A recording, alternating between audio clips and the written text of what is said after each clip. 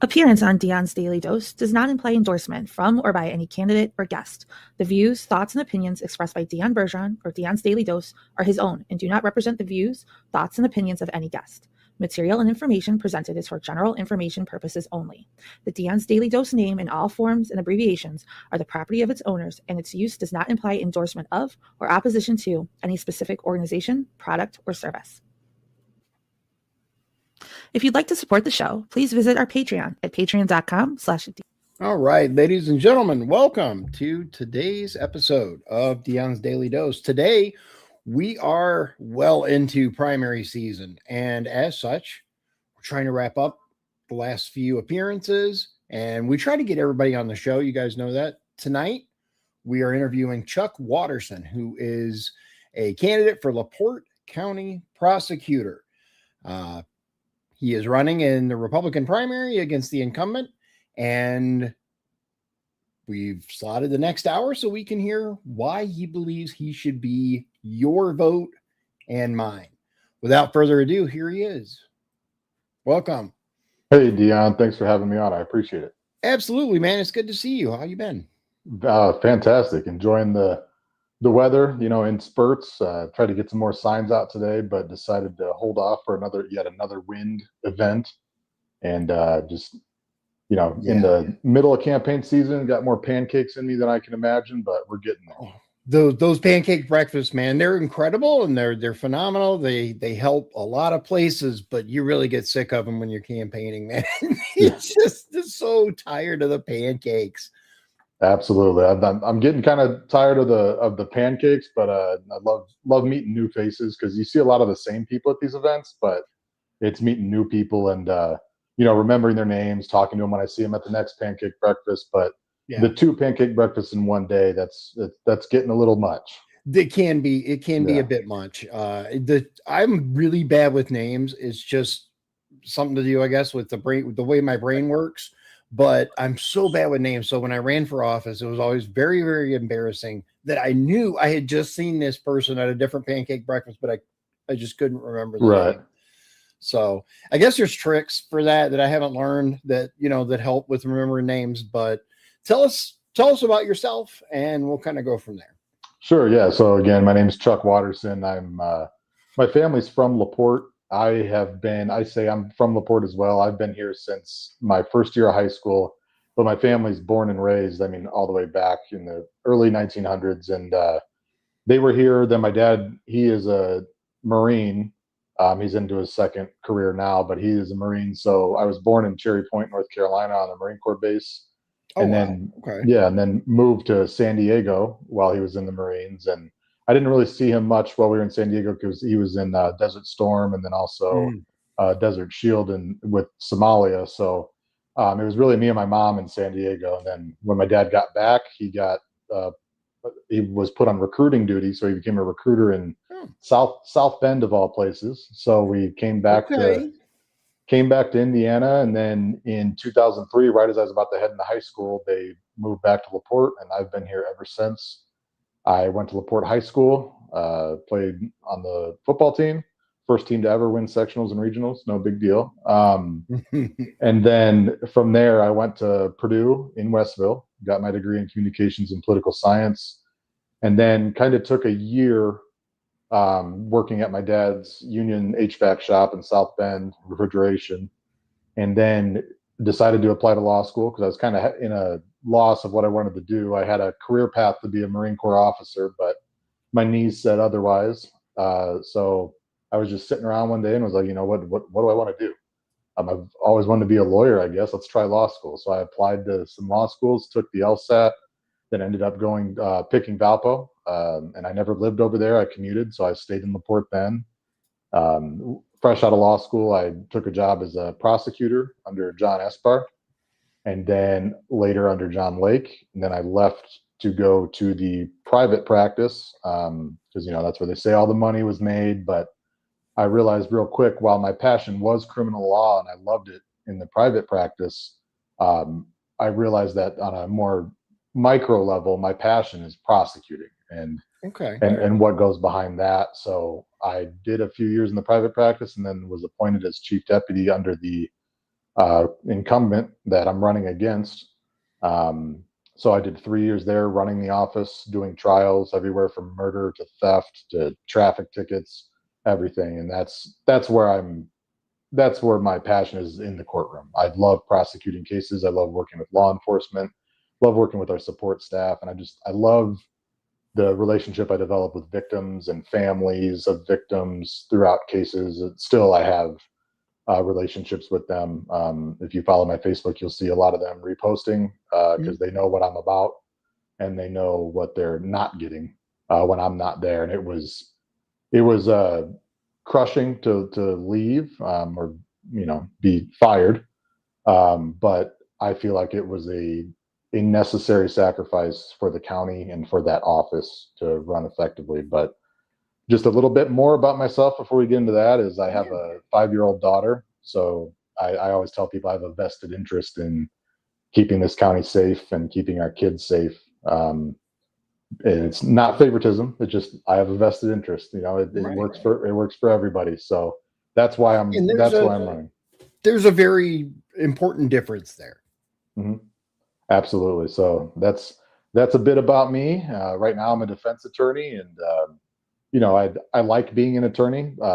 Being a defense attorney is a different side of the criminal law, and I want to get back to prosecuting, but right now I'm giving defense my 100% effort, and I'm enjoying it. But I'm ready to get back to what's rightfully my favorite area of the law. Okay. So just to kind of deal with the elephant in the room and to get it out of the way, you were the chief deputy under the current prosecutor, as you admitted. I have heard a lot of kind of back and forth and behind the scenes as to why this happened and why it was, good and bad and all of this, because I'm trying to think of how to word this. So essentially, when you declared that you were intending on running, you were terminated from your position. Correct. And, just for the rest of this interview, I'm an open book, Dion. You don't have to choose your words or anything. You ask me whatever you want, I'm going to answer it. But to start there was, I gave, and I'm going to use his name. I gave Sean Fagan my absolute loyalty and everything for as long as I possibly could. You talk to anybody that knows me, they know that I am a loyal person. I will ride or die for my people. And for the first of all, I was appointed as chief deputy before I ever even met Sean. He contacted me via phone and asked me if I would, be his chief deputy. And I thought, I don't even know you, but I would love that. It'd be an honor to be in that position. And we had a discussion that I would be running the criminal side of it because he had never done a criminal case. And here we are 3 years later, he still hasn't. So I was going to be running the criminal aspect of the office, and he would be dealing mostly with child support and administrative things. That's how it started for about 3 months. And then I started seeing him, and rightfully so as the elected, instituting policies and making policies on things he doesn't know about. And I would direct the office to follow him because that's what we have to do. We work at his behest. Obviously, it's a at-will state. Here I am. So there started to be little fractures from about 3 months in, and but still, I continued to do the best I could, and I feel like I made him look like a rock star for the 3 years I was there. I mean, we were getting convictions left and right. You weren't hearing about all these not guilties when I was there. I mean, they happened, but when I was in that office, the cases that I did personally, I lost 2 out of all the jury trials I did, and I can't even count how many I did. But we were a well-oiled machine as far as the trial aspect goes, despite all the stuff put against us. So we worked in trial teams. There were some teams that were pretty much set, like me and the current deputy, Sarah Konechny. We were what I called the dream team. When we tried a case, the defendant was scared. They didn't want to do it. They tried us, and that's kind of, you'd have to do the case and show them that we're not messing around. And we got convictions. That's what we did. The rest of the office, the deputies in circuit court, everywhere. They were getting convictions because they could come to me, ask questions, and I'm not taking credit for what they did, but they could come to me and ask for questions. I'd give them my advice based on, I've been doing this for 8, almost 9 years now. It's not, like I'm an expert in everything, but I know what I'm doing. It's what my passion's about. And they could come to me, ask questions. I would give them answers. If they would go to the elected, he would speak in riddles and wouldn't be able to give them an answer. So it would really come to me, but then he would try to tell them what to do, and it wouldn't make sense, and they'd have to do it because he's the prosecutor. Again, rightfully so. So there were some fractures here and there. And then there was an incident where I was going to do a public safety meeting with all the school principals and local superintendents and law enforcement to talk about the school safety program and truancy program. So I was going to do that meeting. And then 2 weeks before, Sean said, "Hey, that's supposed to be the elected prosecutor's job." I said, "Okay, no problem. I can get you prepared."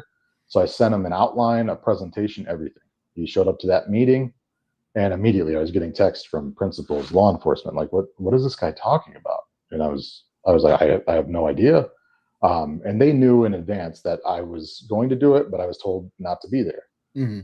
So Sean ended up doing that meeting, and he kind of, made a fool of himself. And then at the end said, "I'm sorry, I wasn't prepared. Chuck canceled at the last minute." And half the people in that room knew I didn't cancel last minute. And so that's what he does. He threw me under the bus then, and we had kind of a clash about that. I was like, "Hey, I've never done that to you, and this is all about accountability. If you needed me to come save the day, I would have." And I still, even after that, I was defending him left and right, when people would call him a clown and things like that. And I would defend him because that was my boss. I'm loyal to him and I'm loyal to the county. Right. But it just became too much. There were incidences coming up where there were plea agreements being offered by him to people that none of the deputies or I ever saw. And then if you kind of go through who those defendants were that he offered deals, you can kind of see a pattern with who they're related to. And there were just some certain things that I couldn't stand by with anymore. And I addressed them with him and reported them to who I was supposed to report them to as an attorney, because I'm not going to sacrifice my license for anybody. Then we got towards the end of last year, or probably October-ish, and Sean was talking about, well, let me take you back. Since day one of him taking office, he's been freaking out that he doesn't know what he's doing. And he was shocked that he won. And I think a lot of us were, but it was a lot of people. Yeah. A lot of people were shocked that he won, but he did. And we put the trust of LaPorte County. And I want to cover this before we go any further. Sure. I reached out to Sean twice to ask him if he wanted the opportunity to come back on the show. And he didn't say no, he didn't say yes, he just freaking ignored me. And I just want to point out, I try to give both sides, and every time I interview someone, I offer their opponent the same opportunity, or at least try to. And he ignored me before he got elected. He couldn't wait to come on. He begged to come on. I had him on more than once, as a matter of fact, because he wanted to come back on. And so he would have had he'd have had his opportunity to come onto the show and tell his side, but he chose not to. So by all means, continue. I don't have anything to refute because he didn't take the opportunity to do so. So sure. And I've been begging for an opportunity to just go head to head with him and just talk about prosecuting. And that's kind of been the problem, is when we're at events together, he doesn't talk about prosecuting. He talks about endorsements, right, and child support sometimes, which I'm surprised he doesn't talk about it all the time. But sometimes. Let me ask you real quick. Have you seen, and this goes directly to your experience as basically the person running the office. Mm-hmm. One of the big reasons my understanding, one of the big reasons why John Lake lost and the incumbent won was because many people in LaPorte County were dissatisfied with the way child support was being handled, with the back pay racking up and no accountability, stuff like that.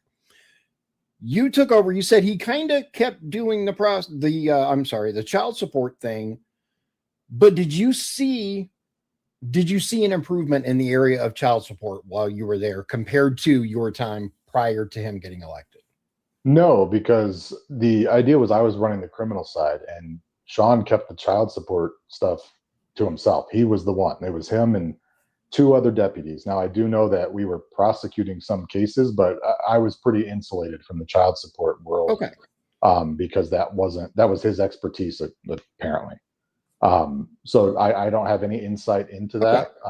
But I was just curious. Yeah. Yeah, I don't know, because unfortunately, I don't know anyone now personally who is supposed to be collecting child support. But going back to that was I would say one of the more hot button issues of LaPorte County that kind of led to that, which is why I was wondering what your. Sure. And I mean, I know all of the people that work over in child support, and it's a great team over there. And based on what I've heard from Sean, they're doing great. Okay. But that's the only I guess statistics I have is just he talks about how good they're doing, and it doesn't surprise me because of the team he has in place there. And Barry McDonald and Sarah Konechny are the child support deputies over there, and they're great at what they do. So that wouldn't surprise me if numbers were up. Okay. All right. Awesome. I was just curious, about your expertise. But one of the things that we have seen, especially recently, is some very high profile, I guess, losses. They kind of took it on the chin here in LaPorte County. And not that I want people to go to jail, because I want people to understand, at least from my side as an outside civilian, I don't want to see a bunch of people go to jail. But I also don't want criminals running our streets thinking they can do whatever they want. And then something happens, the county spends the money to take them to trial. And it's kind of a public humiliation, at least of our justice system. And there's a reason why so many, I guess, prosecutors' offices have such high conviction rates, because the numbers play to that. Because you don't want to spend a bunch of resources on a case that's not winnable. Correct. And I mean, it starts at the top. This isn't a bash Sean spiel, but it starts at the top. You need to have an elected prosecutor that knows how to try cases and has tried them before. That way, because that's essentially a free deputy that LaPorte County doesn't have to pay for. It's a state paid position. The elected prosecutor. So if you have an elected prosecutor and a chief deputy that try cases and know what they're doing, that's two free deputies for the county. So having one that just focuses on administration rather than prosecuting cases is a detriment to the county. Now that works fine in Marion or Lake or even St. Joe, when you have an influx of prosecutors. Now there may be turnover, but you have people that you can hire to do the criminal aspect of it. But it starts at the top. And when I say it starts at the top, that means the leader of the office, the elected prosecutor, should be leading from the front. And I've said that numerous times, meaning I'm not going to ask my deputies to do anything that I haven't already done or that I wouldn't do myself. They need to be in the trenches with their deputies. So it starts at the top that way. You have to be able to take accountability. And whenever you see these losses, you hear from him blaming somebody else, not him, not the office. Now, I do know that our deputies are very capable. Very good. I've worked in the trenches with them, but they aren't given the resources or the very minimum, the encouragement or the confidence in trying cases, because they're terrified to lose. They're told victory or death. That happened on the morning of the first day of a trial. The elected prosecutor told one of our deputies, like, victory or death, meaning you win this case or you're fired. And they believe that because he's fired people for a lot less, and he rules with this iron fist that has no oomph behind it, because he doesn't know what he's talking about. He just wants to put that fear in you, like, hey, go win this thing that I have no idea about, otherwise you're in trouble. And there are going to be sometimes you lose cases, but we shouldn't be losing at a rate that is noticeable. Murder cases, for instance, we should be winning murder cases. And I can tell you that when I was in the office, when it came to preparation, nobody's going to out prepare me. There's a other deputies in the office that will prepare just as well as I do, but nobody's going to out prepare me or those close to me when I'm there, because that's what it all comes down to in prosecuting cases. You have to be prepared. You need to know what your witnesses are going to say on the stand, and if things go off the beaten path, you need to be able to react to that and think on your feet. And unfortunately, we have an elected prosecutor that doesn't have to prepare for trial because he's never done one, doesn't have to be able to think on his feet. And what does that show your deputies that are in the office when they're in trial? What incentive or confidence does that give them? All they're thinking about is, man, I need to win this trial, but I have no direction if I need it from the elected prosecutor. And I like to think that when I was there, they would feel good about themselves, because I would always congratulate them. I would always give them encouragement, always have their back. I would be in my office redacting videos for a trial I wasn't involved in, because I was part of a team that wants the same thing, and that's for LaPorte County to feel safe and for us to get convictions when it's needed, when justice is needed. I like your tie, by the way. I was looking at that. Oh, thank you. A little jealous. Anyway, do you know what color that is? I'm horrible with colors, but I'm going to say like a maroon or burgundy. I was just curious if it had like a particular, because sometimes you'll find these shades, right? My wife is famous for finding these particular shades, and I'm like, I really like it, but I have no idea what it's called, and trying to reproduce it is yeah. Well, I'm a shirt off my back type of guy, and I could be a tie off my chest type of guy. If you want this, it's yours. I got enough of them. So let me ask you, what do you believe is the most important attribute of a successful prosecutor, especially one that's going to lead an office? I think the most important aspect is a leader, like a true leadership, because that's what this position calls for. You hear me talk about the prosecuting side. You hear Sean talk about the money side and the administration side. It needs to be a mixture of both, but we can't lose focus of the title of the position. It's prosecutor. You're prosecuting cases. And how do you start that? It's by being a good leader. And it's respect, not commanding it when you haven't earned it, but gaining it by your deputies, the community, law enforcement, taking you seriously and knowing that you know what you're talking about and that you'll do it too. You're going to be right there with them.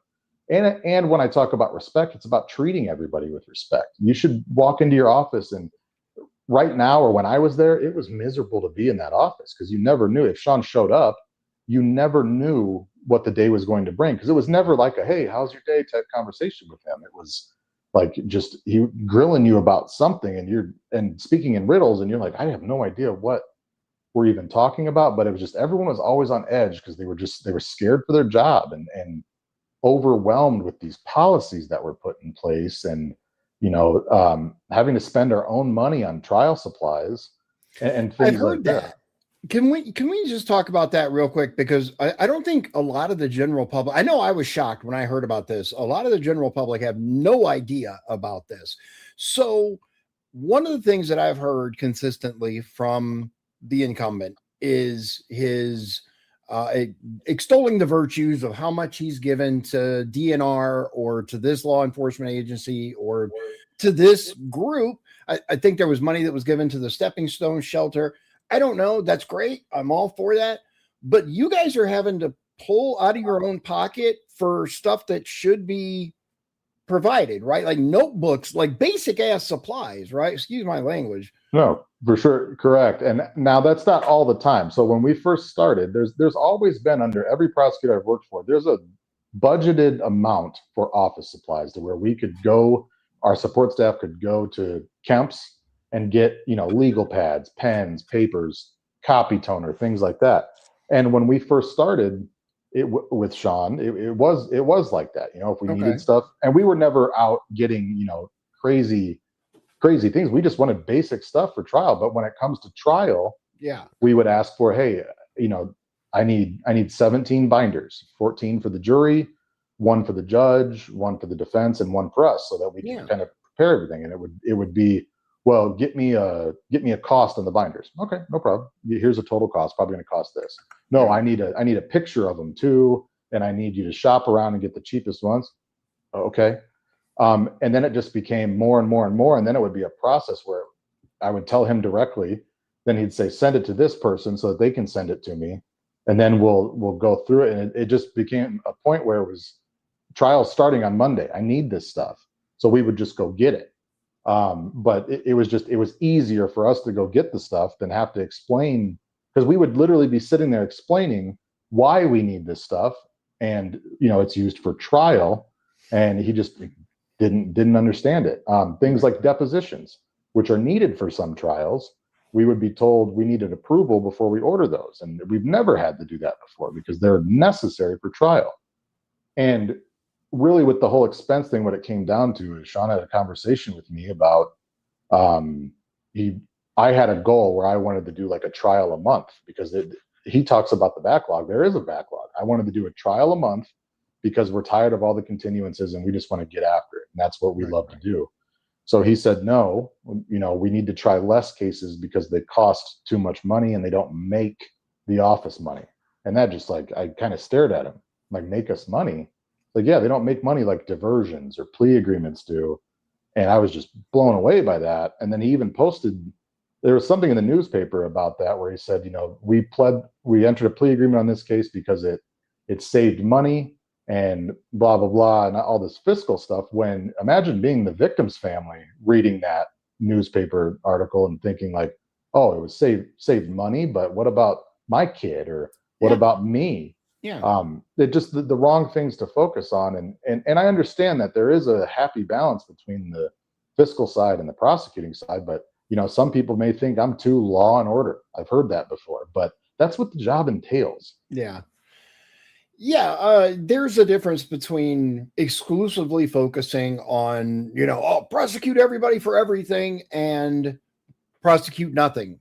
Right. And, send it all to via plea agreements. And that kind of gets into my next question, which is, how do we make sure that repeat offenders don't get plea deals, deferments, slaps on the wrist, and balance that though with the fact that charges are not convictions, and sometimes innocent people do unfortunately get charged with a crime? Sure. So how do we make sure we hold repeat offenders accountable? You have to hold, it's going to sound stupid, but you have to hold them accountable. And how do you do that? You do that by having teeth behind what you're saying, what you're negotiating. And that means you have an offer, they have an offer, and by you sticking to your guns, what you have in your back pocket is fine. We'll go to trial. That used to mean something. Yeah. It still does mean something with some deputies in the prosecutor's office now, but they don't have the backing that they should. So it's by having teeth behind you saying, hey, all right, we'll go to trial.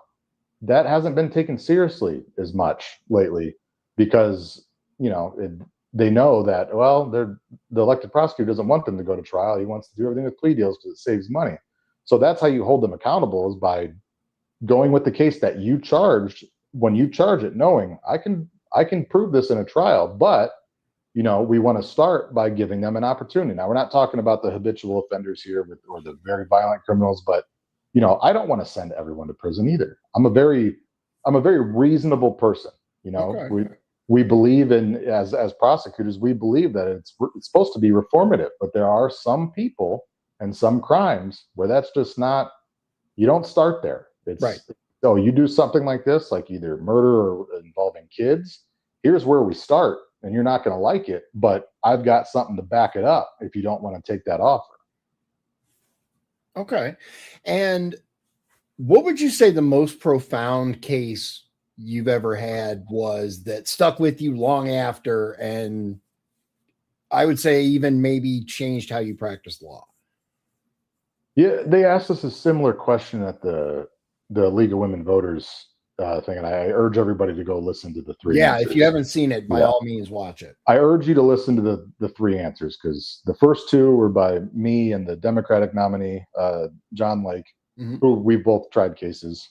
And then the third one was by Sean, and you tell me which one really stood out. So I talked about in that one, if we're talking memorable, it was the case we did a murder where we didn't have a body. and we got a conviction on that. And which is really hard to do. Like, but don't let the movies fool you. Yeah, that's very hard for a juror to legitimately believe, okay, yeah, this person's guilty of this when there's no body.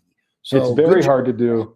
Thank you. It's very hard to do, but when you prepare the way me and my partner prepared, we were able to show that there's no other possibility other than this guy was murdered. You know, we went through bank records. We did the hard work, the things that the elected prosecutor wants to scare you out of because it's too many resources, manpower, everything. So that was a really profound case and memorable. It didn't really change me though, because the murder cases are interesting because you get a conviction, you feel good about the conviction, but the victim's gone. You can't replace that. Right. And there are those ones will stick with you, but it's the child cases that really, really affect me. Because like I said in my response at the League of Women Voters, you lose a piece of yourself in every one of those cases, whether you develop a relationship with the victim, you develop a relationship with the family, you really devote so much time and emotion into those cases that you lose a piece of yourself. Because as prosecutors, we see things in law enforcement, we see things that nobody else sees and that the public doesn't really know about. And we have to take that home and, put our daughter to bed or just make dinner and be normal. And it's hard to do, and you become numb to it. So there's a couple child related cases, and I'm not going to single them out or talk about the names of the people, but there's a couple where I just went away thinking like, I looked a monster in the eyes for a week and ultimately sent him to prison for basically a life sentence. And we got justice for the victim. They felt better, but they're going to feel that the rest of their lives. It's not just something they're going to forget. And, I still talk to victims' family members about that and ask how they're doing, because I want to know, like, how are they doing? Which seems like a trivial or dumb question, because like they're not doing great. They're never going to be whole again. But I did my part in holding that person accountable. We did our part as a team, as an office, and those are the most memorable, is just seeing them afterwards. Because a lot of these cases, this stuff's happening 10 years ago, and they didn't come forward with it because they were scared. That's what these defendants and these predators are doing, is they know how to keep this secret hidden, and how they threaten the victims and everything. And it takes hard work to be able to build an investigation that way, but unfortunately that's how these cases happen. They're almost always delayed disclosures. You're not dealing with, and it's what I tell a jury every time, you're not going to get DNA, you're not going to see this on video, because this doesn't happen in public. You're going to have to listen to this girl who's 19 now tell you about the worst moments of her life when she was 6 or 7, and we're asking you to believe her because she had the courage to step forward.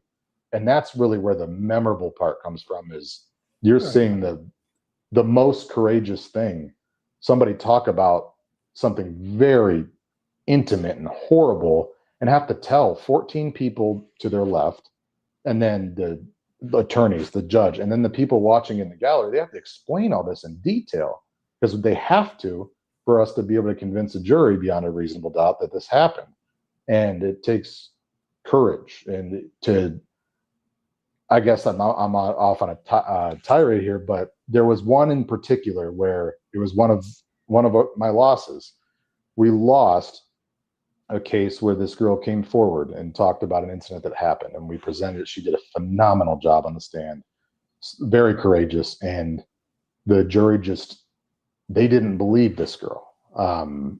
Not necessarily that they didn't believe her, they wanted more. That's what they said, because we could talk to the jury afterwards. They're like, we just wanted more evidence. We're like, what more could we have given you? So we felt horrible after that. But her coming forward and talking about what happened to her, victims started coming out of the woodwork saying that happened to them. So fast forward about a year later, we're on trial with the same guy again, and now he's in prison for the rest of his life. And now it's a pattern of behavior, and now the jury could look at, okay, this is the more that we needed. I'm guessing. I don't Well, know. no, because that's the interesting fact. So yeah, we have all these victims, but we can't talk about them. We can only talk about the victim in the trial Oh, and what happened to her, because otherwise, the rules of evidence prohibit us from bringing in character evidence or pattern evidence to show that, hey, this guy has all these victims, so we had to have done it with this victim. We can't do that. So that's what makes it difficult, but gotcha. we do it. So this one we got, and the victim in this case was related to the victim in the one that we got the not guilty on. And, we assured that victim in the first case, like, you're the reason we're here. We got him because of you. It's going to say not guilty under the case you were involved in, but we got him because of your involvement. And that's the most memorable. There's nothing can beat that feeling, both on a good and bad level, because it's just, you feel great that you won and you brought justice, but you also feel awful because this happened to this person. Right. See, that's why you're the lawyer and I'm not. I didn't know. See, too much tea, too much LA law, or sure. And that's one thing, Dion, I wanted to just address really quickly is when I'm in the elected prosecutor's office, I don't mean to get ahead of myself. We're going to inform the public of why we do what we do, or just the background, little conversations with me or one of my deputies. This is how this works. This is how that works. Because I see Facebook comments all the time. How did the prosecutor's office let him bond out? And I'll touch upon it later down the road, but we're not responsible for bond. We can argue for it, but we don't make the decision. Judges set that. Yeah. So it's things like that the public doesn't know, that we can educate them on. And there is no presence. The only time you see a presence from the prosecutor's office now is when there's an opportunity to talk about how much money we gave, or we got a guilty verdict, but that's when you hear from them. Something that, and this, I'll ask you right now. So one of the things that I've been trying to do kind of behind the scenes, guys, is go to our elected officials and do a day in the life of, right? Whether all the way from the top of the ballot to the bottom. And I reached out to the prosecutor. He promised several times to follow up on that. Is that something that you would be willing to do? Basically, I'll be quiet, follow you around with a camera all day, and this is an average day in the life of the elected county prosecutor. 100%. And I will tell you, I offered Sean the same thing. Follow me around and learn how to be a prosecutor. I used to beg him, come follow me around. Watch how to be it. You can sit right next to me. I'll teach you. Sit next to me in trial. And, same as what you're dealing with. It's been 3 years for me of crickets. I would love for that, for people to see what it is we do. Right. But another part of that is if you're gonna follow someone around to find out what the prosecutor does, they better know what the prosecutor does. The person you're following around better be able to show you what it is. Because if you followed him around right now, you would be leaving with more confusion of knowing what a prosecutor does. So what do you think? Well, first of all, the incumbent was asked when he was on the show before the last time. I think it was the last time, because there were so many rumors floating around that people were going to get fired if he was elected. And it turned out those rumors were true, but he swore on camera, well, for the first 6 months, I'm not going to change anything in the office. And yeah. So because people, anytime there's a change in management, people are concerned, rightly so, because as you stated, at the pleasure of, right? Is it within the realm that the power, I should say, that a prosecutor can fire the entire office and bring all new people in? Yeah, sure, it can. But in this particular case, it resulted in a lawsuit that was settled. We don't know what or how, but what is your approach? Is it a clean slate in that office, or is it working with you are in a little different position because you worked there as chief deputy for 3 years. So I imagine you're kind of happy with the staff that's there. Yeah. So my approach is, first of all, I'm not going to fire and hire people based on who they voted for or ask them who they voted for. So coming in, yeah, it's, I don't want to say clean slate, but it's going to be, I worked with a lot of people, so I'm going to give everybody a chance, but it's not just going to come in January 1st and continue on what we've been doing. Things have to change. So everyone's going to be given an opportunity to interview. Even if I've known you for years, we're going to have a conversation and talk about what it is you want to do, what you want to get better at, to see if if you're loyal to LaPorte County and if you're going to do what's best for LaPorte County. I've told people, and it sounds like a joke, but it's not. It's going to take me 4 hours to fix this office and get it back to the well-oiled machine it is, Right. just because of the morale that's going to increase. Yeah. There's going to be some come to Jesus moments with some people, but it's going to be respectful. It's not going to be this iron fist and you have to respect me because I'm the boss. It's going to be a conversation with everyone, and we're just going to make sure we're on the same page. And if we're on the same page, we're going to continue forward, and we're going to get back to making this office the well-oiled machine it used to be and could be. Where there's great people in that office, the support staff. I have relationships with all of them still to this day, and I just want to make it a place where they don't hate coming to work anymore. I want them to be able to come to work and do their job without fear. I will say this, and this is just me. It's just coming from a place of a person that hears stuff. All of the complaints that I hear, none of them have to do with the staff of the office. I just want to say that for you guys that may be watching that work in the prosecutor's office or near the prosecutor's office. I don't hear anything bad about the actual people in the trenches. No, all of the issues seem to be with who runs the office. And sure. So that is something one more really big question. And then how do you ensure that the law is applied equally and fairly, regardless of sex, race, demographics? Sometimes you'll see, and TV will bring this out, obviously, but two people will be charged with the same crime, a man and a woman, and a man will get life in prison and a woman will get 5 years. Mm-hmm. Now, we don't know the dynamic of that particular case, but as someone who consistently sees variations, how do you ensure that the law gets applied equally? Well, I can assure that's going to get applied equally because that's our job. We are the defenders of the Constitution. We follow the law. It is our ethical responsibility as attorneys to make sure it's applied equally. And the thing, like you just mentioned, a male and a female may be charged together with a crime, and you see a disparity there. A lot of that comes by educating the public on why that disparity is there. A lot of times you have a male and a female charged with a case involving a child, and maybe one is more culpable, but the offense is ultimately the same level because of just how the statute's written. So you're never going to see under me a disparity that's not explained. And as far as charging everyone equally and prosecuting everyone equally, the only thing I look at is the crime. I don't look at the person. Okay. I look at the crime they committed and then their history. I don't need their picture or their history as far as where they grew up, where they were born. I don't need that. I need to see the crime they committed and their criminal history, and do they deserve a break? I hate that word, but a break, or is it time to send them down the river? And that we take that very seriously as attorneys, or you should. It shouldn't be about political favors. It shouldn't be about who you know or what things like that. It should be about the law, and if they committed an offense, base it on a bunch of other factors of what is going to happen with this person.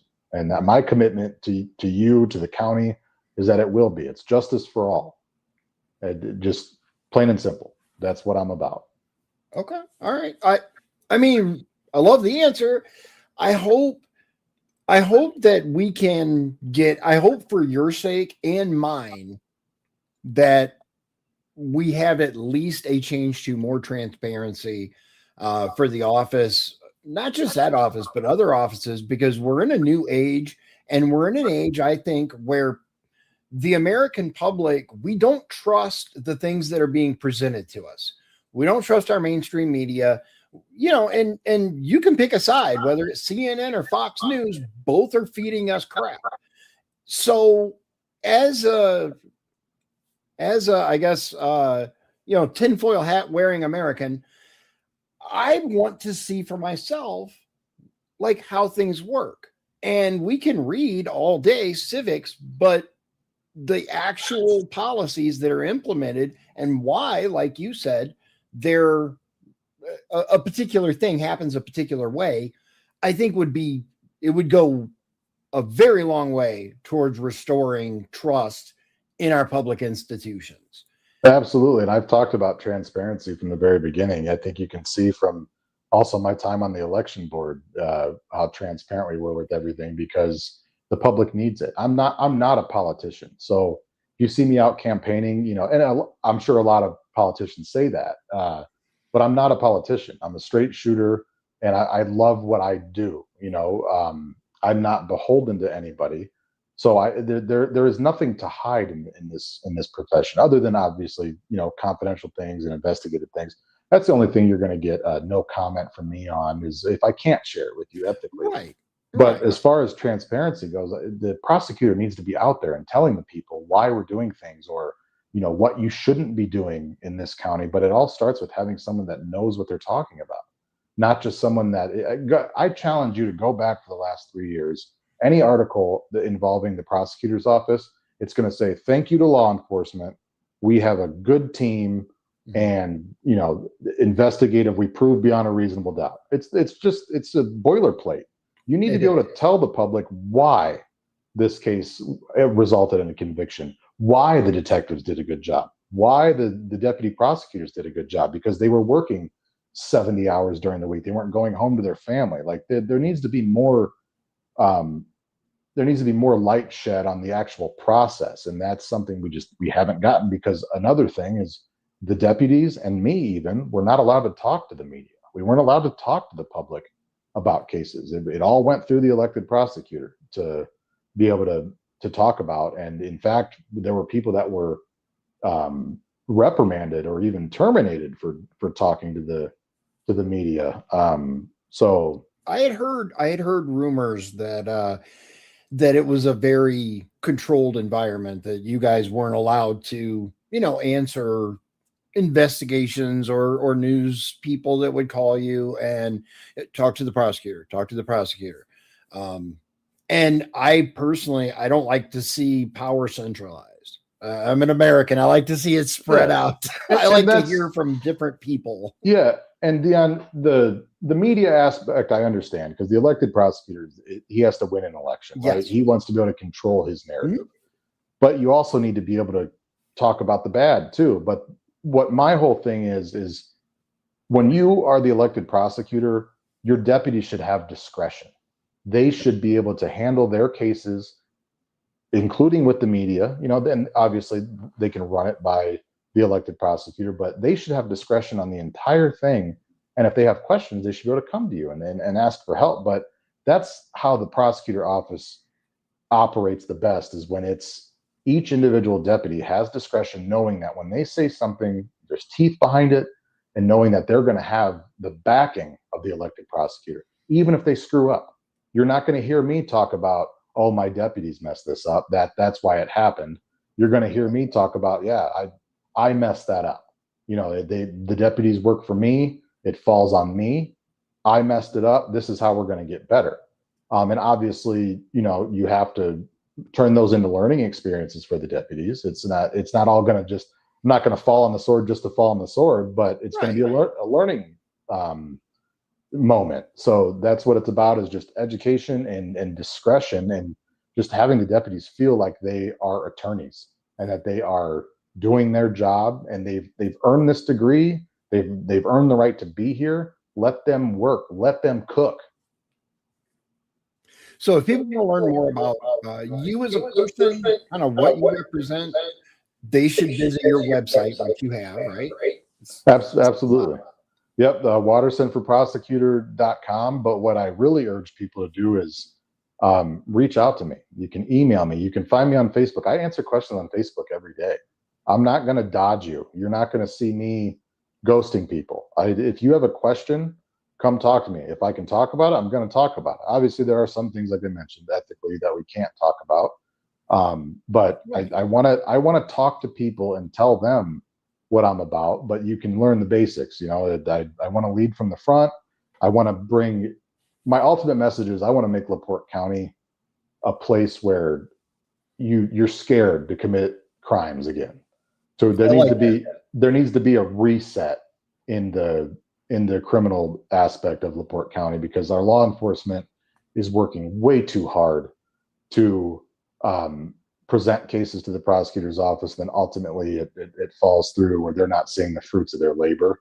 Right. And that's an interesting relationship that you need to have is with law enforcement, because they don't work for you, you don't work for them, but you need to be a team. You have to be a team. You have to be able to work together, and that doesn't mean just throwing them money and hoping they like you and that you're their friend. It's about having real conversations and talking about what's currently an epidemic in the county or what's rising. How can we come together and make sure that this gets better for the county? And that's the relationship you have to have with law enforcement. You shouldn't just be throwing money at them. It needs to be a relationship where there's give and take, and you're working together for the people of LaPorte County. And we need to make it to where, it's not just I did this offense in LaPorte, I'm going to be out, doing that. Cause it's become kind of a joke. There needs to be a reset. I said at the League of Women Voters, and it's probably a little faux pas, but it's too easy to be a defense attorney right now. And I know that because I am one. I know what's happening behind the scenes. And at the same time, that's another relationship with the prosecutor is with the defense bar. We have a lot of good defense attorneys. We have a lot of good prosecutors. We have good relationships with each other, but when it comes trial time, we put that aside and gloves come off. Right. But then we're shaking hands afterwards and we're saying good job, because I know I prepared my best no matter what the result. So that's a relationship that needs to be brought back to, is kind of the camaraderie with the defense bar, and also that relationship with law enforcement as a what can we do together. Fair enough. As someone, I would say, who understands just enough to probably mess it all up, I really look forward to talking to you and others in the profession, because we have a very stylized view of the way our actual system works. Like you see on TV. It's not always like that. And it's a lot more in the trenches, and it's a lot more work than they portray as well when you go to trial. Yeah, it absolutely is, because it's not a 40-hour-a-week job. It's you're working late nights, and especially during trial week. Like there's times where I don't leave the office. I go home to get a little bit of a nap, and then I'm back. But that's how it should be. You should be passionate about what you're doing and want to put that time in. And it's not a part-time gig.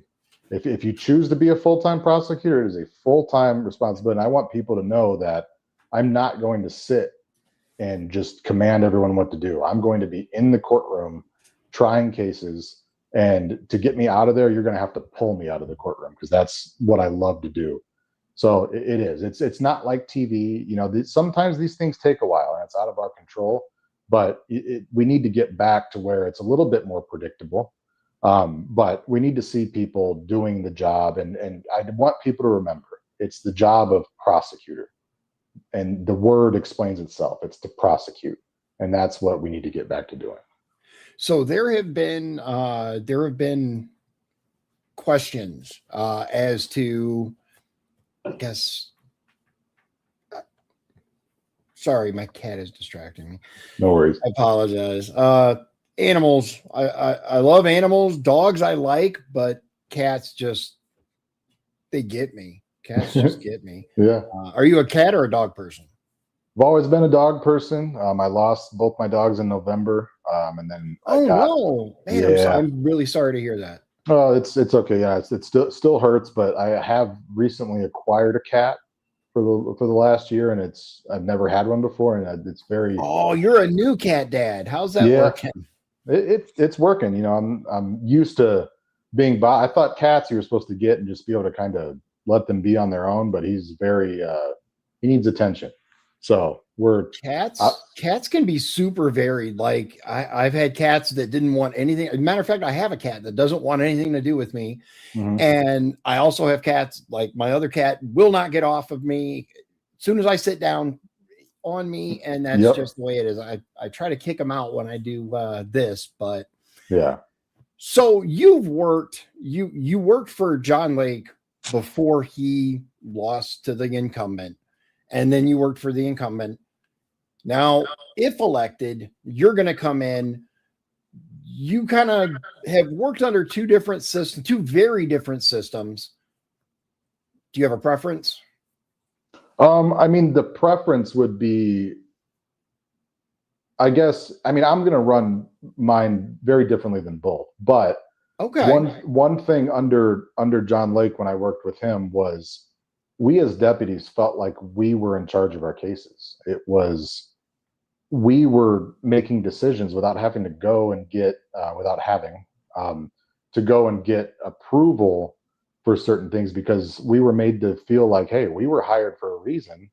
We're going to get after it. And also the same thing where if I had a question, I knew I could go to John and ask for advice, or, hey, would you sit on this trial with me? Or I could go to his chief deputy, Beth Beckman, and know that I'm going to get an answer. It's not going to be, go talk to this person or go talk to this person. You're going to get an answer. You're going to get advice because they've done it before.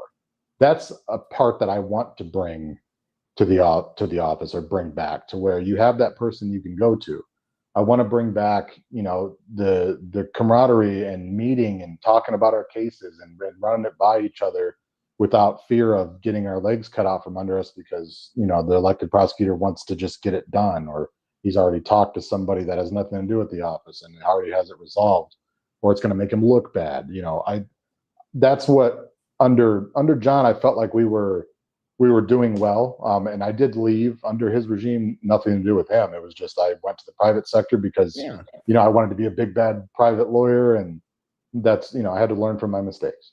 And then what I want to bring, I really don't know what I would bring that from under Sean. Okay. But it's going to be my way. And my way, that's the point. Is you have a particular way, and while you may incorporate things, it'll be correct. And by my way, I don't mean my way or the highway. I mean, I'm going to listen to those around me. I'm going to listen to those people in my office that I hired, my chief deputy. I'm going to listen to them, and I'm going to, we're going to work together. But no, we have each other's backs. Dusty said, talk about the picture of the courthouse. I meant to ask about that. Thanks, Dusty. I meant to ask about the picture of the courthouse that's hanging on the wall behind you. Yeah, that was painted by a student at Boston Middle School, I think, back when it was Boston, and was given to me, and I've loved it ever since, and put it on there. And I have apparently a infatuation with the courthouse. I have it tattooed on my arm too. You got the courthouse tattooed on you? I do. I have it on my upper arm on this side, and I didn't know that. That's cool. Yeah, so I've always liked the LaPorte courthouse when I drive by. It's gorgeous, man. Especially when the crows are around it looks really cool. Aside from what they do on the sidewalk, but it is gorgeous. Yeah. As cool as the crows are, they absolutely bring their own issues, and it's not great. But to go a little bit further on the picture, I mean, I love LaPorte. I do. I don't want to leave LaPorte. I want to raise my daughter here, and I love LaPorte and what it brings. And I want to do my part to make it better. I'm glad to hear that. And we really appreciate you taking the time to sit down and talk about you and why you think you deserve people's vote. Guys, Chuck Watterson, once again, I'm going to run the banner one more time. I urge you guys, did you, just out of curiosity, did you happen to post a link to the League of Women Voters thing on your Facebook? Or I may have shared it, but I'll put it on my Facebook for people to watch. And I was going to take some clips from it too, because there are some pretty It essentially, and I don't mean to keep you any longer, but You're good, man. if you're undecided right now, I urge you to find, and it's hard to find because I've tried, but I urge you to find me speaking and Sean speaking. And I think if you're undecided and once you see us speaking together or side by side, you'll understand what choice is best for LaPorte County, just on the aspect of knowing what the job entails and knowing what we're doing. I'm not trying to gas myself up, but I know what I'm doing because I love what I do, and I put in so much work to be able to convey that I want the trust of LaPorte County. And I know it's a full-time job and it's always ongoing, but I want LaPorte County to trust me, and that can be shown through my results, not any endorsements that I have, because I'm not seeking any. I'm seeking the endorsements of LaPorte County, and that's it. I think that's the most important endorsement out there. Absolutely. So thanks again. By all means, guys, if you haven't seen, that was one of the things that I wanted to make sure I covered was the League of Women Voters. I'm not a huge fan of maybe some of the leaning of the organization, but they put together some good events. And this event here was phenomenal. And I'm really glad that you showed up. And if you guys haven't seen it, I highly recommend, if nothing else, watch that part with the three of them. And there you go. But if you want to learn more about Chuck, his website is wattersonforprosecutor.com. Thank you very much for having me, Deanna. I really appreciate it. And if anyone has a question for me, I'm on Facebook. You can find me in public. I'm a 6'4" redheaded guy. Not hard to miss. Yeah, he's not hard to find. You'll see him. He's generally about this much above most of us. So, all right. Thanks again, man. I appreciate it. Yep. Thank you. All right, guys. Chuck Watterson, he's running for LaPorte County Prosecutor in the Republican primary, which means you cannot vote for him if you do not pull a Republican primary ballot. There are other races on the Democrat side this time, so hopefully they'll be busy fixing their party while we work on fixing ours. It's up to you, obviously. Pick whatever one you want, whatever ballot you want, but if you want real change, not just in your county, but your city, your state, and on up the ballot, most of that change takes place in the primary. It just does. And if you're perfectly happy with the prosecutor's office performance, even if you think, well, I'm not 100% thrilled, but maybe he's better than, maybe keeping the devil, that's fine too. That's your decision to make. I will never tell you who to vote for. That's a decision that's very personal and the last really private thing we have in this country. Nobody can tell you who they can tell you who you should vote for. But when you go in there, it's just you in that screen. And we can talk about whether that's good or bad, but it's just you in that screen. You make the choice. And I urge you to make a choice for the future for your kids. It's just my opinion. You guys, by all means, make your own choices. And with that, God bless you. God bless Indiana. And God bless the United States of America. Hope you guys have a wonderful night. And we'll see you again soon. Thank you.